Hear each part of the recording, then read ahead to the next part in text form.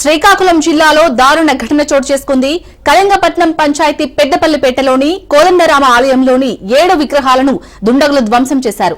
విగ్రహాల ధ్వంసంపై విశ్వ హిందూ పరిషత్, బజరంగ్ దళ్ సభ్యులు ఆగ్రహం వ్యక్తం చేస్తున్నారు. కూటమి ప్రభుత్వం వచ్చాక భక్తుల మనోభావాలు దెబ్బతిన్నాయని ఆరోపించారు. నిందితులను కఠినంగా శిక్షించాలని హిందూ సంఘాలు డిమాండ్ చేస్తున్నాయి.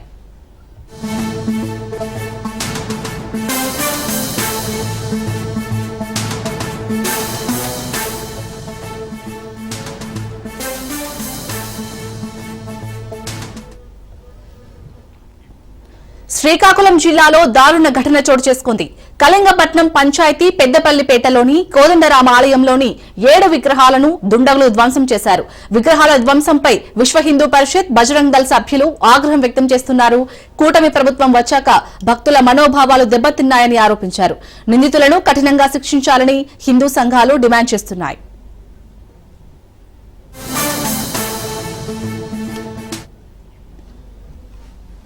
ఇక శ్రీకాకుళం జిల్లాలోని ఆలయంలో 7 విగ్రహాల ధ్వంసానికి సంబంధించి పూర్తి డీటెయిల్స్ మా ప్రతినిధి సౌమ్య అందిస్తారు. సౌమ్య, అసలు దుండగులు ఎవరో, ఏమైనా అప్డేట్స్ తెలుసాయా?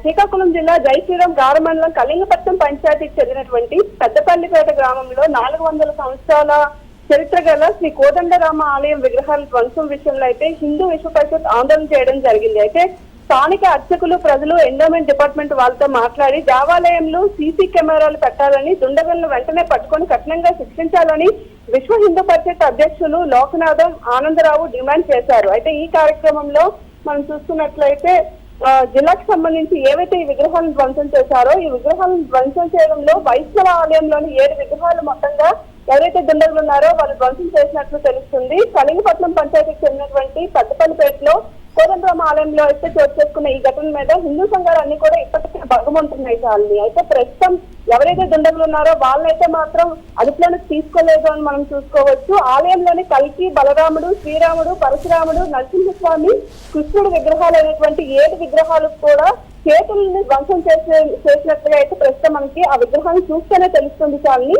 అయితే నిందితులను మాత్రం కఠినంగా శిక్షించాలని మాత్రం ప్రస్తుతానికి హిందూ సంఘాలన్నీ కూడా డిమాండ్ చేస్తున్నాయి. అయితే కూటమి ప్రభుత్వం అధికారంకి వచ్చిన తర్వాత వరుసగా మనం చూసుకున్నట్లయితే చాలా దేవాలయాల్లో ఇలాంటి సంఘటనలు, ఇలాంటి దాడులు జరుగుతున్నాయి. అయితే విగ్రహాలు ఎవరైతే ధ్వంసం చేశారో వారిని వెంటనే అరెస్ట్ చేయాలని మాత్రం డిమాండ్ చేస్తున్నారు గ్రామస్తులు, అదేవిధంగా ఎవరైతే భక్తులు ఉన్నారు. అయితే శ్రీకాకుళంలో ఇది ఫస్ట్ టైం కాదు అని మనం చూసుకున్నట్లయితే గతంలో కూడా ఒక 2-3 ఆలయాల్లో ఇదే మాదిరిగా ఇలా విగ్రహాలను ధ్వంసం చేయడం కానీ, లేదా ఆలయాల మీద అన్య మతానికి సంబంధించినటువంటి ఇది రాయడం కానీ ఇవన్నీ కూడా వెలుగుతున్నాయి. ఈ నేపథ్యంలోనే చూస్తున్నట్లయితే ఇప్పటికే పోలీసులు కూడా దేవాలయాల దగ్గర కట్టుదిట్టమైనటువంటి భద్రతలను ఏర్పాటు చేసాము, ప్రతి దేవాలయాల దగ్గర కూడా సీసీ కెమెరాలు కూడా ఏర్పాటు చేసామని చెప్పుకుంటూ వచ్చారు. కానీ ఇలాంటి సమయంలో మళ్ళీ ఎందుకని ఇలాంటివి రిపీట్ అవుతున్నాయి అనేటటువంటి మాత్రం ఇంకా తెలియదు. ఏదేమైనా సరే చర్యలు తీసుకోవాలని మాత్రం ప్రస్తుతం అందరూ కోరుకుంటున్నారు. చాలని సౌమ్య, ఇప్పుడు ఎక్కడైతే ఇవి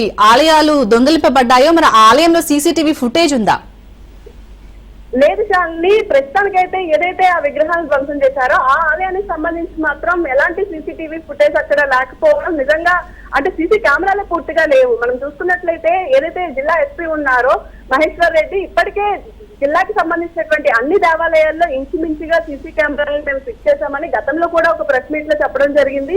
అయితే కొన్ని దేవాలయాలు మాత్రం ఎందుకని ఇవి పెట్టలేదు అనేటటువంటి మాత్రం ఇంకా సందిగ్ధంగానే ఉంది. అయితే ఈ నేపథ్యంలోనే దుండగులు ఏవైతే సీసీ కెమెరాలు లేవో అలాంటి దేవాలయాలని టార్గెట్ గా చేసుకుని ఇలాంటి చర్యలకు పాల్పడుతున్నారని మాత్రం మనకు తెలుస్తుంది. Right, thank you Soumya.